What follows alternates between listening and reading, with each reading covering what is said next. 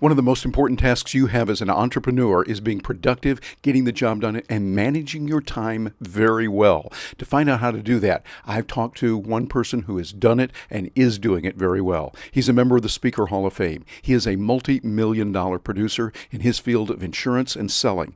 He is a person you want to learn from. His name is Michael Aun, and he's our guest this time on Agorapreneurs. Welcome to Agorapreneurs, standing for liberty and freedom, all done peacefully. Now, here is your guide, TerryBrock. You know, it's important to be productive in life, and here at Agorapreneurs, we talk about being productive, having fun, and living life abundantly. And there's some ways to do that. Matter of fact, I got to share with you. I saw something the other day, so how to make 2021 your most productive year ever. It's a work that's put together about time management, winning the time wars, rules, myths, and tips. It's a great little tool. And matter of fact, as I look at the kind of things that are available, I say, hey, this is what we're talking about in marketing. It's what we're talking about in selling and even more. And the paper that I read had so many tips in there that I've invited the person who wrote that to come and join us. His name is Michael Aun. He's FICLUTCF. He's a CSP and CPAE. He's in the Speaker Hall of Fame. He knows how to speak, and he is joining us right now from his offices. And we're just really glad to have Michael here with us today talking about productivity. Michael Aun, thank you very much for being with us, sir. Thank you, Terry. Happy to be here, and fellow CPAE Hall of Fame member. I had the privilege of nominating you. Yes, you did, and I'm very grateful for that. Heroes of mine. So I'm pleased and proud to be honored by your presence here today and hosting this. So thank you.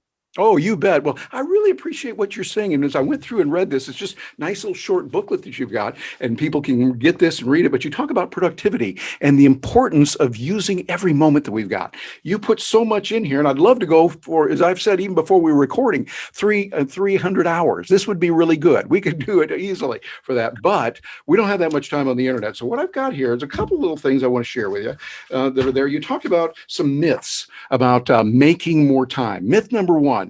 The first is the myth of activity. Boy, this is a hot one. We confuse activity with achievement. Research shows active people get more done.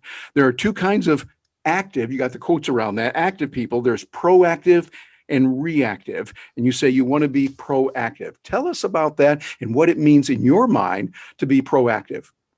Well, in the insurance industry, which is the industry that I come out of, yes, you want to be in front of a lot of people. Top of the table agents are in front of about 25 people a week.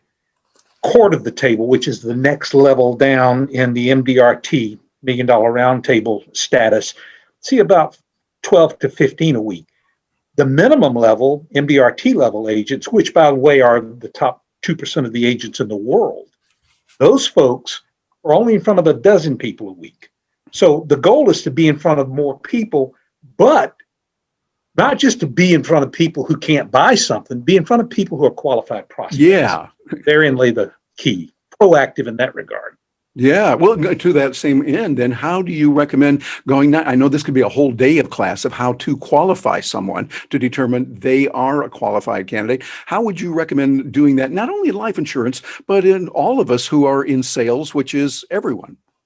Well, fact finding is absolutely the key. We have to know our client. We have to know what their problems are. How are we going to provide them with reasonable solutions if we don't know it's like going to the eye doctor for a foot problem. It's totally, you wouldn't do that.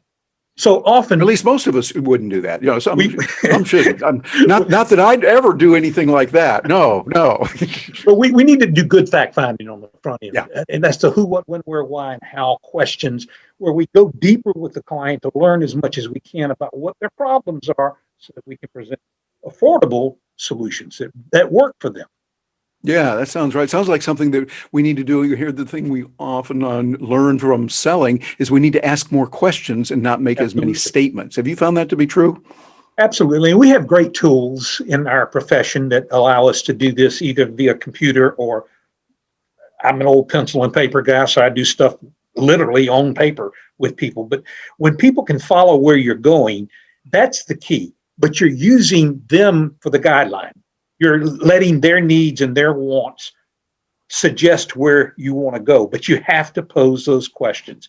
The person asking the questions in the interview process is the person in control of the interview. We've heard that 1,000 times, a million times. Look, I got grandchildren. What's their favorite word? Why? Yeah. Why? Why, Grandpa? Why is that? Well, after a while, I said, go ask your mom. She knows everything, Yeah, that's true. Or ask grandma. She knows everything.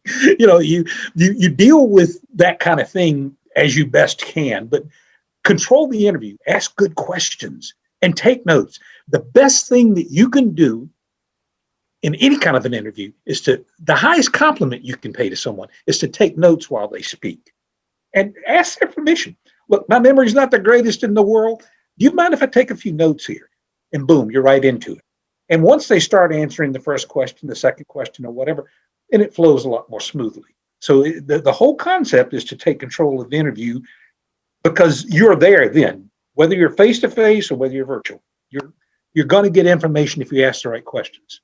Yeah, I think so. I think that'll be course. Now, of course, another thing that's going to be important is to prioritize. And you put a lot of effort into that about priorities and what you say here, learn to prioritize. And you talk about A priorities, B priorities, C priorities, and D priorities. And matter of fact, you got a wonderful little graph here that I saw, a priority matrix of level A, level B, level C, level D. This seems like a real good thing. I want to go a little more in depth on this because this is something that is helpful for a lot of people that we can use on a regular basis. Tell us a little bit about how you define the activities and how you determine is something level A, B, C, or D in your own life. Well, let's take a level A appointment as an example. Level A is urgent and it's important. You've got an appointment with someone at 9 a.m. that's scheduled to run to 11 a.m. That's urgent and important, and only an emergency should stop that. Put your graphic back up for a second if you can. Sure. Level B is urgent, but it's not important. It could be done today if you have the time to do it today. It's urgent. Maybe it's a medical exam that needs to be phoned in. Maybe it's something that you need to do to move that sale along in the process. It could be done today, but if you're at 9 o'clock at night, the paramed services aren't going to be taking call. They'll take the call. It'll go to a recording, but it's not going to get done until tomorrow. So be smart about it. Level C is important, but it's not urgent. Could be done given time. And then level D. D means 4 simple things. Do it, dump it, delay it, or delegate it. It's just that simple. Get to the bottom line. Handle paper once. If you're going to handle it more than once, fold the corner. And keep folding that corner and keep folding that corner until finally you get it in your thick skull that I need to get rid of this. Do it, dump it, delay it, or delegate it. So just get it off your desk. We waste so much time. And that's the killer in this whole thing. All the time. Take a look. Here's my advanced graphic. Oh, I like that. That's very fancy there. I look like, what is that guy? Is it Carl Rove? Something like that. I don't know. Yeah, there we go. It's 1,440 minutes in a day, 86,400 seconds in a day. 31. If I gave you $1 for every one of those seconds, and said, you got to spend this $31,536,000 this year. You've got to do it, or if you don't use it, you lose it. How are you going to spend your money, your time? How much of it do you want to give away to people who want to waste your time? And we have our share of those kinds of people who will, for whatever the reasons, many of the myths and many of the things in my paper will show that. So there's different ways to block. There's different, someone comes to me and says, have you got a minute? If it'll only be a minute. And then I do this, I stand up and I start timing them. I will get out I don't wear a watch, but I'll get out my phone and I will time them. And then when we get to the end of a minute, I say, okay, time's up. Because people will literally rape your calendar. They will tear it away from you. They will snatch what time. Misery loves company, and there's plenty of people out there that are looking for somebody to feel sorry for them. So things like that. And I talk to a lot of executives that have open door policies. You know what I call those? Open season. Yeah. Because people just walk right in without regard to what you're in the middle of. Most executives that I've dealt with over the years need quiet time. For me, it's 5 to 8 o'clock in the morning. That's when I've done most of my writing. And I honestly believe that you need to block quiet time for yourself, because if you don't, someone's going to steal it. Someone's going to take it from you. Yep, exactly. We're talking with Michael Aun, who is an insurance agent in the Knights of Columbus. He's also president of NAFA, which is an organization of people who work with insurance here in Central Florida, does a lot. And what you have heard, those who I'm talking to you, listening to this and watching this is golden. This is the kind of principle that will work for every entrepreneur, or as we like to say, agorapreneurs, those who are entrepreneurs. It's a nice little term. They believe in You put freedom. that little trademark on that, by the way? Yes, we do. And so it's a good little term there. And it's a great thing because really what you're saying, Michael, applies whatever we do. We've got to be ruthless. That's a tough word, but we've got to be ruthless with our time, because when someone steals our time away, as you talk about, that's the most precious resource that we've got. How do you get over the attitude of, well, I just want to be there to help them out, when so you've got someone who really isn't going to be helpful? They're just draining you and they just want to talk to somebody, or maybe more than anything, want to just hear themselves talk. Well, you have to make a decision on the front end. Is this something you want to invest your time with them on? If they're not willing to have some skin in the game, then it's kind of hard to get them to buy into whatever you're going to suggest to them. So they should have some investment. When I do mentoring with other people, and when I do it, I actually gain more from being the mentor than I would be from being the person mentored. Yes, because I learn a lot. I'm more accountable to myself in that kind of a situation, and that's kind of what we do with NAFA. NAFA is an organization of all different kinds of companies from all different types. It's not a fraternal insurance group. It's commercial insurance people. It's people who sell property insurance. It's people. Yeah, and tell me that NAFA stands for National Association of Insurance and Financial Advisors. Thank you. So that's the group, and it's made up of different people who do different things, who only maybe sell Medicare supplements, who only maybe do 401k programs. Who maybe only do personal life insurance, belly button to belly button across a kitchen table, as is the case with Knights of Columbus. We are a fraternal family organization. So whatever fits your matrix, these principles apply basically across the board. Yeah, I think so. Well, now as we kind of wind it down, I want to talk about something that you don't mention as much here, but I know you're working with it. And that is, you talked about the $1 Million Roundtable and the time they spend in front of someone, not literally face to face. Of course, now with COVID, we're not able to do that as much, but they are connecting via Zoom, via phone, via many different things like that. What kind of technologies do you find can really help us be more productive, get more done, and not just waste our time? Well, everybody uses Zoom, and that's okay. It has its limits. It has we have in the past used Skype. Currently we use Teams, and Zoom. I mean, both those platforms work well enough for what we need to do. And the Knights of Columbus, I just got the numbers today, and this is in a year when the industry, and in fact, the whole country is upside down. We had our best year in history. Wow. Best year in history. Best year in history. Why is that? Well, in my world, which my agency was Central Florida, I would many times be on the East Coast one day and on the West Coast the next day. Now I can be on both coasts any day. Yeah. I don't need to get into an automobile and go there and do that. I can be there virtually. And this is a profound thing that is redefining how we do business and will define it forever. It's not going to go away, and is technically challenged. And God knows you know that about me. As technically challenged as I am, I have finally grasped the fact that I can't get out of this. I got to learn these technologies and get better at it.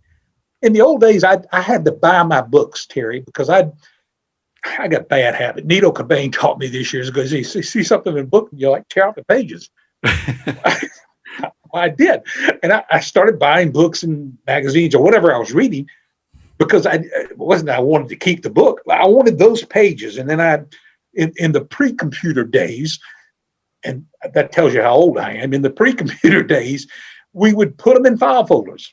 Leadership, customer service, whatever it is that you wanted by title. And that's how we collected data. Well, today you Google it, you go to Bing, whatever you're using as a platform. And it's a lot easier to capture that data. So, Oh, yeah. Yeah. Matter of fact, one of the things I've seen for productivity is when you tear out the page, I like the concept of that. Assuming that's your book, you're tearing a page out and you put it in a file. That's good. But I also remember the question one of our fellow Speaker Hall of Fame members, Terry Paulson, would ask. He says, you go to these conferences, you're going there, you took notes on that, you took notes on this. Out of curiosity, raise your hand if you honestly have reviewed those notes from last month.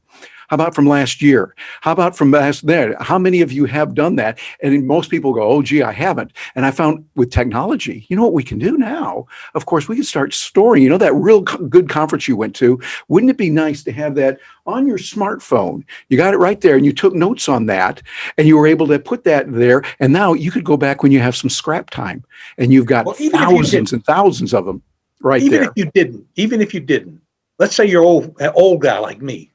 Okay. And part of what we're doing today is we're digging back into my world, pre-technology world, and bringing some of those ideas forward. And you're talking about how to convert them into a world that makes it easier.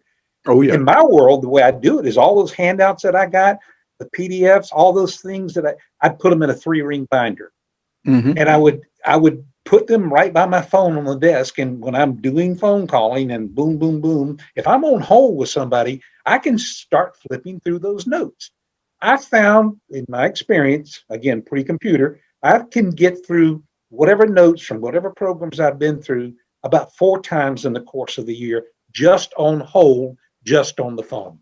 Yeah, I think that's good. And you see, and this is for those of you listening to this right now, you've got to review. Whether you're going to review paper or you're going to go to your smartphone, your pad, whatever device you choose, you've got to make it happen. You've got to do it because seldom does one exposure to new material result in long-term memory of it. Usually you have to go over it and review it. And so that's what we're doing. Make it easy. I also like to take a lot of notes with dictation because you can talk faster than you can type. You can talk faster than you can write. And too often we try to type something in and I made a mistake. Well, if I could just learn how to type, we're beating up on ourselves. And then that kills the creativity. Yep. That kills the productivity of getting good. You taught me this. It's spaced repetition learning. That's what you taught me that. I mean, I've learned that from you and other people. You have to relearn stuff sometimes. Yeah, I think constantly. Okay, how do you handle this objection or that objection? Yeah. If the person throws an objection out to you and it ends with a period, you can come back with a simple statement. I can understand that. Would Monday or Tuesday be better for you? Well, I can understand that. Which plan suits you better? In other words, you're playing off of what they're saying to you, but you've got to ask the questions. You got to give them the opportunity to answer. And then you do that enough times, spaced repetition, you're repeating and getting where you need to be at that point in the interview process. When I first started in business, we didn't have any place to go to learn this stuff. That's why all that alphabet stew is behind my name. You went to LUTCF to learn how to sell life insurance, the commercial insurance. You went through the Fraternal Insurance Council to learn it the fraternal way. So that's what we do today with NAFA is we're reaching out to our younger members. Yes, they need to see how the old guys did it, but they have better ways of doing it. Mm-hmm. So I'm learning from them as they learn, hopefully, some things from me. I think that shows we can learn from each other. If you have technical skills, but you don't have a lot of the necessary people skills yet, you can help by exchanging with someone else who has skills in the other areas. And I think that's the key. Michael, what you're talking about really is important here. Biggest problem out there is people won't make decisions. Carnegie said, if you're right 51% of the time, you're a winner. Mm-hmm. Just make a decision. Ready, fire, aim. Hop in there, do it. You can fix it. But if the cost of fixing it is going to exceed the cost of doing it right the first time, you shouldn't be getting good at making bad decisions and making those mistakes over and over and over again. So we learn from those experiences and we pay the price. Sometimes we lose business because we didn't get back as we exactly. Yeah, I get some executives have on their voicemail, leave your message, I'll get back to you, and I return all my calls between 11 and 12 a.m., 12 noon. Well, you better return that call between 11 and 12, otherwise you just lied to the person.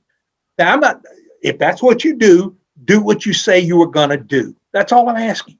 Mm-hmm. Whatever it is that and I like to have recorded inbound calls because sometimes I just don't hear people as well as I should. And I like to play it over and over because Knights of Columbus were kind of an ethnic organization. And so we got a lot of names in with SKI and we have a lot of diversity, if you will. And I can't phonetically spell a lot of these names because you can't do it. So you have those benefits, but whatever you say you're going to do it. I think that's golden right there. Well, whatever you say you're going to do it. That's a big part of success. Michael Aun, you are a successful gentleman. I know you personally. You're a dear friend of mine. You're very successful in business. You have generated multi-millions of dollars for yourself, for others that are under you and that are working. You've helped people get the insurance they need so they live a better life. And I think that's a lot there. What you've given us today, great wisdom. If someone says, hey, I want to get to know this guy a little bit more or follow up more, what's a good way for them to get in touch with you? Well, they can reach out to me through our website, online.com, AUNLINE.com. That's one way to reach me. 407-870-0030, phone and text is another good way to reach me.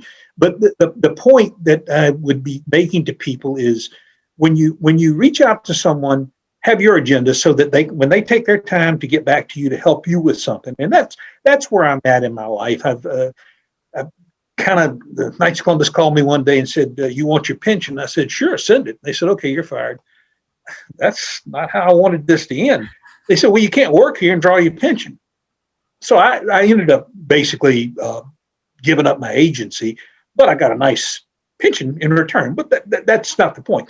I called them back up. I said, why would you want me to become your competition tomorrow morning?